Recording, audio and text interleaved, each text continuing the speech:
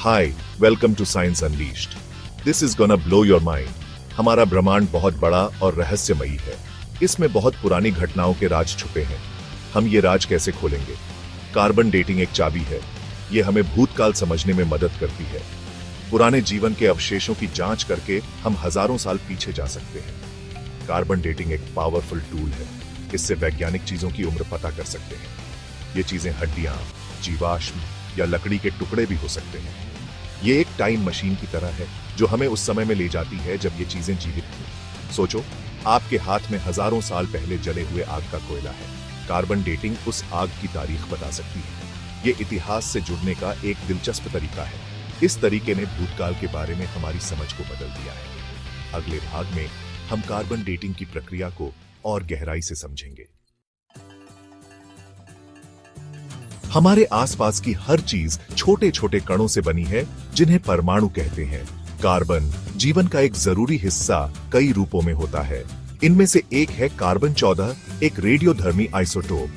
Carbon 14 पृथ्वी के वायुमंडल में बनता है। अंतरिक्ष से आने वाली कॉस्मिक किरणें नाइट्रोजन परमाणुओं से टकराती हैं। इससे वे कार्बन 14 में बदल जाते हैं। पौधे प्रकाश संश्लेषण के दौरान इस कार्बन 14 को सोख लेते हैं। फिर जानवर इन पौधों को खाते हैं और कार्बन 14 उनके शरीर में चला जाता है।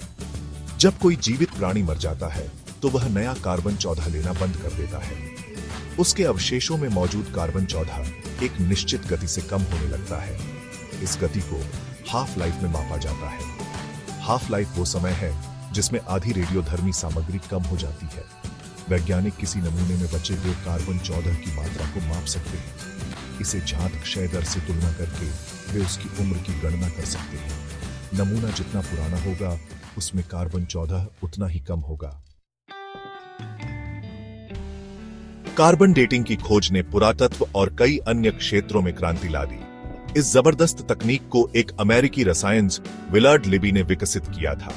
1940 के दशक में लिबी ने कार्बन 14 पर अपना शोध शुरू किया। उन्होंने पुरानी वस्तुओं की डेटिंग के लिए इसकी क्षमता को पहचाना। उनके काम ने उन्हें 1960 में रसायन विज्ञान का नोबेल पुरस्कार दिलाया। लिबी की विधि एक सरल लेकिन कमाल के सिद्धांत पर आधारित थी। जीवित जीव पर्यावरण के साथ संपर्क के माध्यम से अपने कार्बन 14 के स्तर को लगातार पूरा करते रहते हैं। एक बार जब कोई जीव मर जाता है तो कार्बन 14 का क्षय शुरू हो जाता है। लिबी की खोज ने जैविक पदार्थों की उम्र निर्धारित करने के लिए एक विश्वसनीय तरीका प्रदान किया। इस सफलता ने शोध के नए रास्ते खोल दिए। इसने मानव इतिहास और प्राकृतिक दुनिया के बारे में हमारी समझ को बदल दिया। भाग 4, विभिन्न विषयों में अनुप्रयोग पुरातत्व से लेकर फॉरेंसिक तक। कार्बन डेटिंग का प्रभाव पुरातत्व से कहीं आगे तक फैला हुआ है। यह विभिन्न विषयों में एक अनिवार्य उपकरण बन गया है। भूविज्ञान में कार्बन डेटिंग जीवाश्मों की तारीख तय करने में मदद करती है। यह पृथ्वी के इतिहास और विकास में अंतर्दृष्टि प्रदान करता है। जीवाश्म विज्ञानी इसका उपयोग डायनासोर की हड्डियों की उम्र निर्धारित करने के लिए करते हैं। इससे पृथ्वी पर जीवन की समय रेखा को जोड़ने में मदद मिलती है। पर्यावरण वैज्ञानिक पिछले जलवायु का अध्ययन करने के लिए कार्बन डेटिंग का उपयोग करते हैं।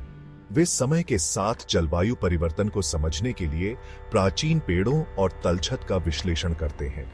यह जानकारी भविष्य के जलवायु पैटर्न की भविष्यवाणी करने के लिए महत्वपूर्ण है। फॉरेंसिक विज्ञान को भी कार्बन डेटिंग से लाभ होता है।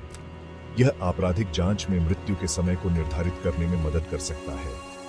मानव अवशेषों में कार्बन 14 का विश्लेषण करके जांचकर्ता अनुमान लगा सकते हैं कि किसी व्यक्ति की मृत्यु कब हुई थी।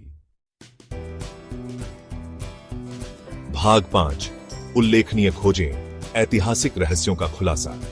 कार्बन डेटिंग ने कुछ सबसे उल्लेखनीय पुरातात्विक खोजों में महत्वपूर्ण भूमिका निभाई है।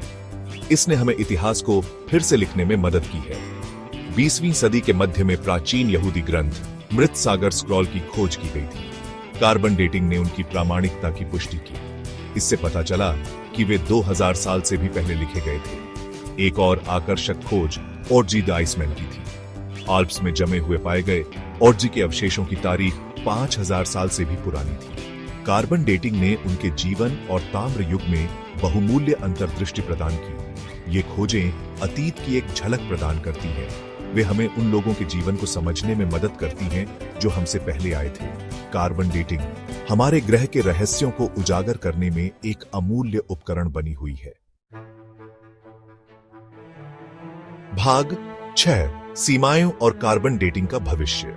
जबकि कार्बन डेटिंग एक शक्तिशाली उपकरण है, इसकी सीमाएं भी हैं। एक यह है कि इसका उपयोग केवल जैविक पदार्थों को दिनांकित करने के लिए किया जा सकता है। इसका उपयोग चट्टानों या अन्य अकार्बनिक पदार्थों पर नहीं किया जा सकता है। एक और सीमा यह है कि कार्बन डेटिंग केवल लगभग 50,000 साल पुरानी वस्तुओं के लिए सटीक है।